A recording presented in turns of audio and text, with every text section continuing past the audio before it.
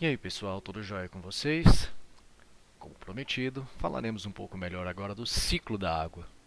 E bom, por que não começar então da forma da água? Nós vimos então que a água pode ser encontrada em qualquer parte do planeta. E que desde a sua formação a quantidade de água no planeta não muda, é sempre a mesma. Desde que o planeta se formou como planeta, a mesma quantidade de água que havia naquela época é a mesma que temos até hoje. A água, então, ela pode ser encontrada de maneiras diferentes no nosso planeta. Ela pode ser encontrada nos três estados físicos da matéria que nós já vimos: o sólido, o líquido e o gasoso. E ela pode inclusive estar misturada em outras substâncias. A água pura, ela na verdade é muito incomum de ser encontrada e precisamos de um processo laboratorial para transformá-la em pura novamente. Mas a água, em sua maioria, geralmente está ligada aos seres vivos de alguma maneira. Os seres vivos precisam da água. A água não depende dos seres vivos, mas os seres vivos precisam da água. Nos nossos corpos ou nos outros animais, a água faz parte do nosso ciclo metabólico. Nós usamos a água para beber, para comer, até mesmo em tudo aquilo que a gente acaba ingerindo tem alguma pequena quantidade de água. E a gente não só bebe água, mas nós eliminamos a água também pelo nosso suor, fezes, urina ou até mesmo a própria respiração. Então a água faz parte do ciclo de vida dos animais.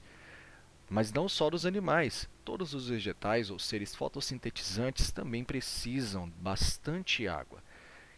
Eles absorvem água pela sua raiz e liberam água através das suas folhas, depois de passar por um grande processo maravilhoso chamado fotossíntese, em que elas absorvem também do ar o gás carbônico pelas folhas e liberam o gás oxigênio pelas folhas também. A quantidade de água que eles conseguem liberar para a atmosfera é absurda. Muito mais água do que inclusive consegue evaporar dos rios e mares. Quando se compara a mesma equivalência em metro quadrado, obviamente.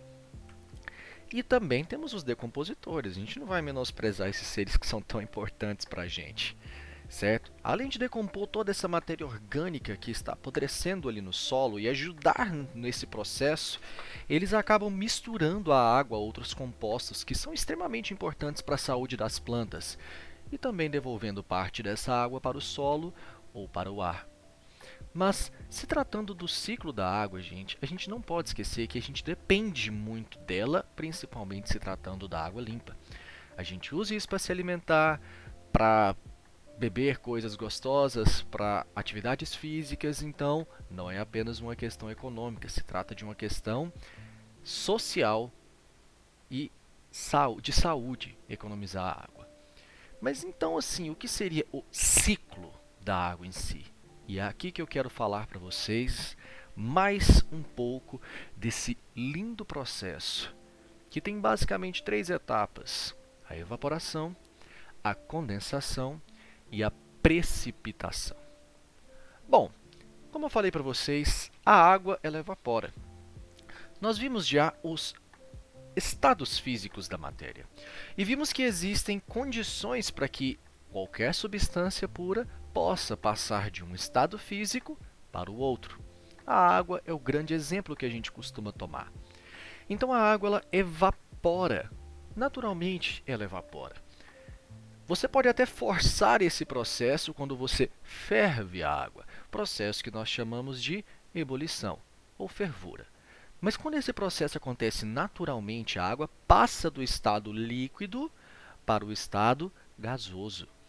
Esse processo acontece o tempo inteiro no meio ambiente, certo? A água dos mares, rios e lagos evapora para a atmosfera.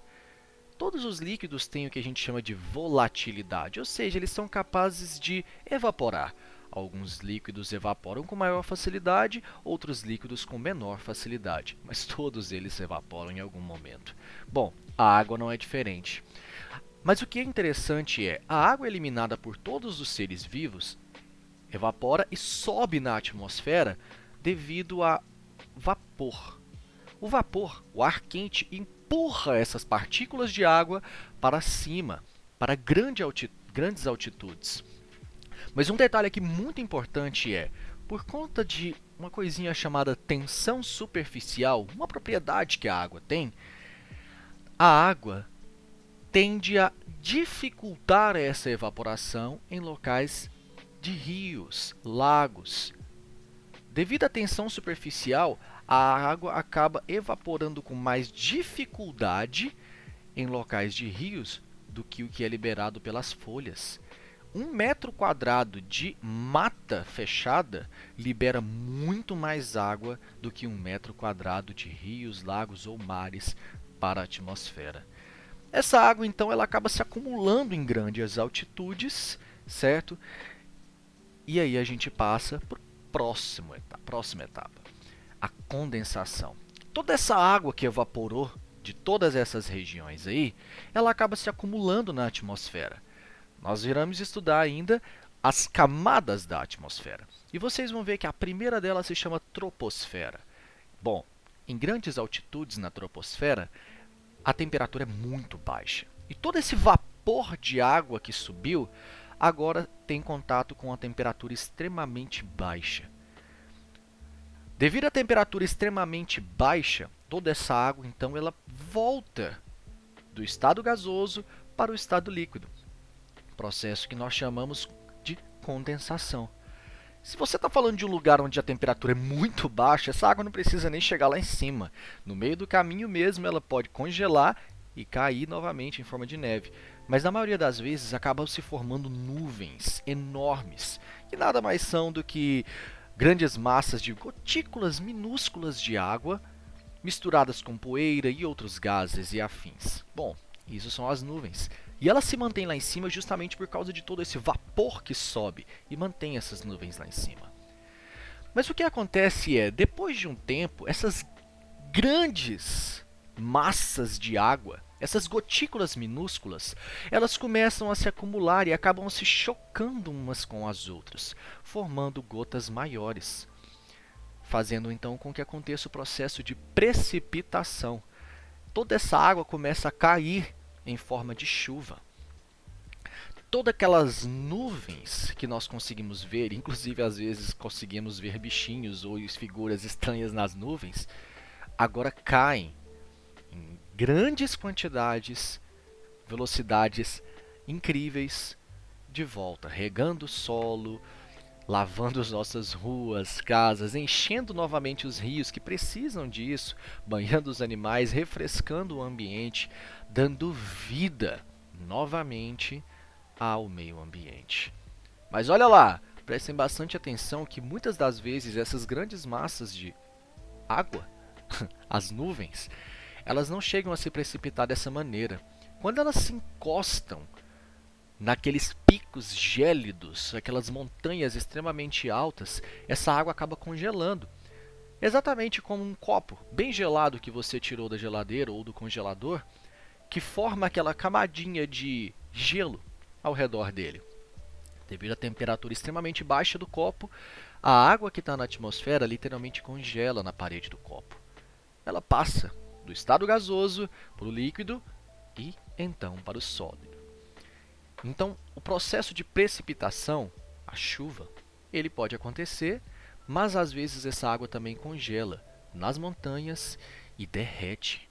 O derretimento dessas coberturas de neve são extremamente importantes. Muitas regiões dependem dessa água, porque essa água forma rios que sustenta grandes regiões. Então, para finalizar a ideia, entenda, a água ela é fundamental. Ela é um bem comum. Ela é um bem de todos. Nós precisamos da água para manter a nossa saúde em dia. Nós precisamos da água para o nosso lazer. Isso é importante. Nós precisamos da água porque a indústria precisa. Todos nós temos bens de consumo e precisamos disso no nosso dia a dia. E a maior parte da água é utilizada lá e na agropecuária. E nós precisamos também da água para a nossa alimentação, precisamos dela para os peixes que nós pescamos, precisamos dela para beber, precisamos dela para tudo. Então, entenda, a água é um ciclo. A água não vai acabar. O que pode acabar é o ciclo da água. O que pode acabar é a água limpa. Mas isso não significa que a gente tem que ficar tranquilo. Se você interfere em alguma etapa de um ciclo, todas as outras etapas estarão comprometidas. Então para pensar um pouquinho no tipo de atitude que estamos fazendo todos os dias que podem interferir no ciclo da água. Que tipo de atitudes vocês poderiam tomar para impedir que o ciclo da água seja interferido? Então, que tenhamos consciência. Sabendo usar, não vai faltar. E agora que você sabe tudo sobre o ciclo da água, é obrigação sua também, como um cidadão, como uma pessoa. É um bem comum. Então não vamos deixar esse bem comum faltar. Não vamos deixar isso acabar. Vamos preservar. Um grande abraço e fiquem com Deus.